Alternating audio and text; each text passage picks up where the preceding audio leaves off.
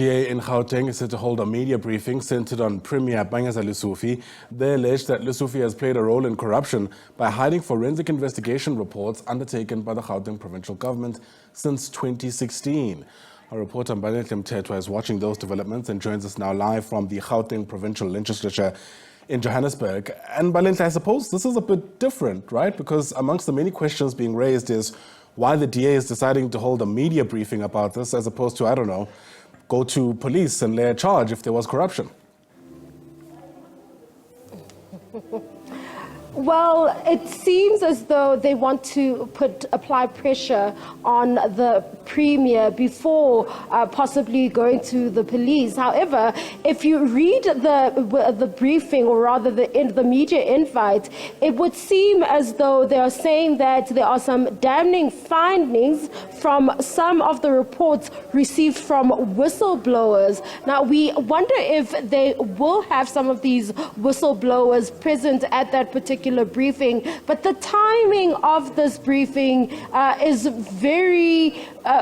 really brings a lot of questions to mind. You will remember that the ANC in Gauteng has removed a DA mayor in the city of Tshwane and replaced that mayor with an Action SA candidate. And we know that this has caused some unhappiness between the Democratic Alliance and maybe some national office bearers within the ANC, as there have been allegations that the province has somewhat gone against the agreements that were reached at national level to go into a coalition agreement with the Democratic Alliance. You will remember that there have been numerous conversations and interviews with the Democratic Alliance federal chairperson, and that is Helen Zille, who has spoken quite strongly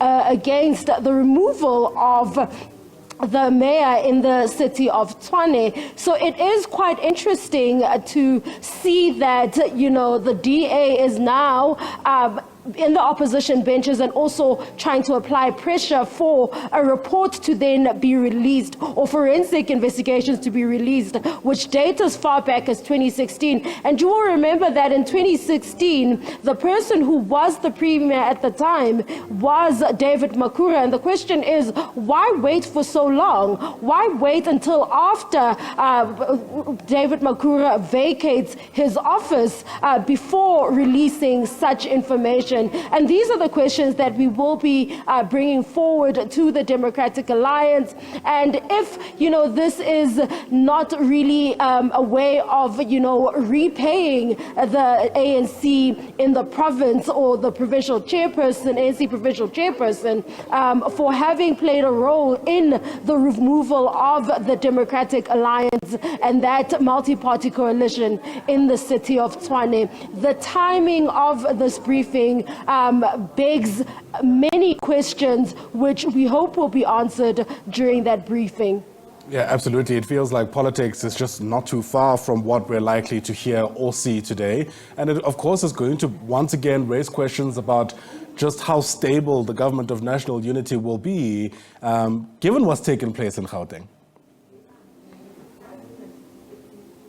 Yes, certainly. It seems as though, there's a misunderstanding in terms of the arrangements and the agreements to enter into this government of national unity. We know that the leader of the Democratic Alliance, the national leader of the Democratic Alliance, has reportedly been gone on the record to say that the government of national unity was an arrangement for national government, and that no prior arrangements were made in regard to the provincial government as well as local government.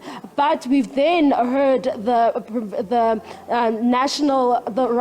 federal chairperson coming out to say that, arrangements, what has happened in Tshwane will sully the relationship at national level, and so on. And we've also seen other media briefings, and this includes that media briefing by the Secretary General of the ANC, Fikile Mbalula, where they indicated to the media that they called in the Premier to ask questions as to what had happened. But it would seem as though there are allegations that the reason for the Premier being called into what seems to be a meeting where he needs to explain himself came from pressure they received from their coalition partner, which is the Democratic Alliance. But at the same time, there's also been criticisms that even though the Democratic Alliance and the ANC and other parties, including the IFP, have come into an agreement to form the government of national unity and other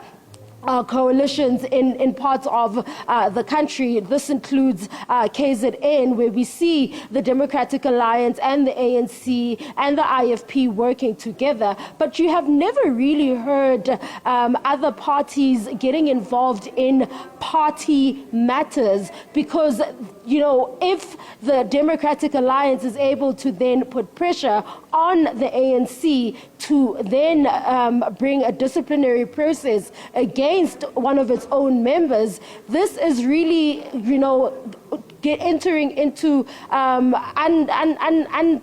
uncharted territories where we see a member of another political party instructing another political party to act or to bring about disciplinary processes against another one of its own members. I mean, we do remember that in the city of Ekurhuleni, that coalition was quite turbulent, and we heard at the time when the ANC and the EFF were seemingly speaking past each other, and at the time, the provincial chairperson, Kulego Dunga, said that we are not one party by virtue of the fact that we are in a coalition or in an agreement or an arrangement where we have chosen to govern together. We did not become one party, but we remain different parties. We've seen in the city of Johannesburg during the opening of the street, the Winnie Madikizela Mandela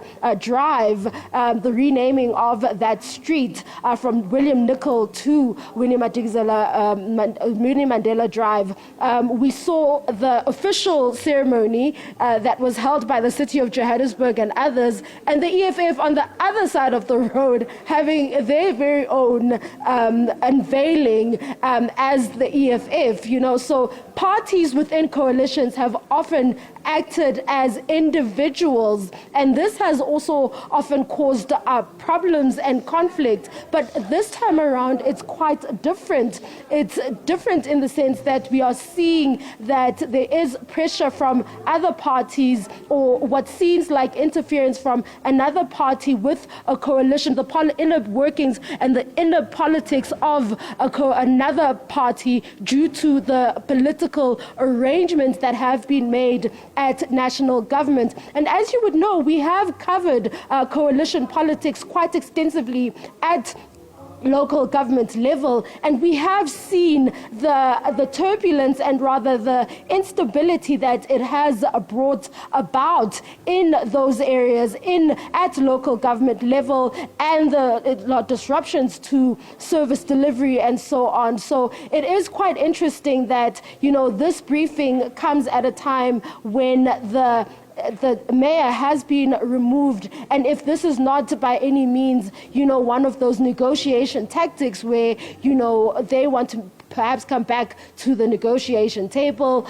We don't know, but the ANC in the province has made it clear that it was the Democratic Alliance that walked away from the government of provincial unity and chose to join the opposition benches, and is now unveiling some issues that it says that need to be addressed. And they're saying that during the State of the Province address, the Premier promised to release these forensic investigations, and it's been 2 months since that promise was made to South Africans, and still there is nothing. And they are somewhat suggesting that maybe they have not been released because maybe he has something to hide. We don't know. We are just waiting for that briefing to begin at 10 this morning.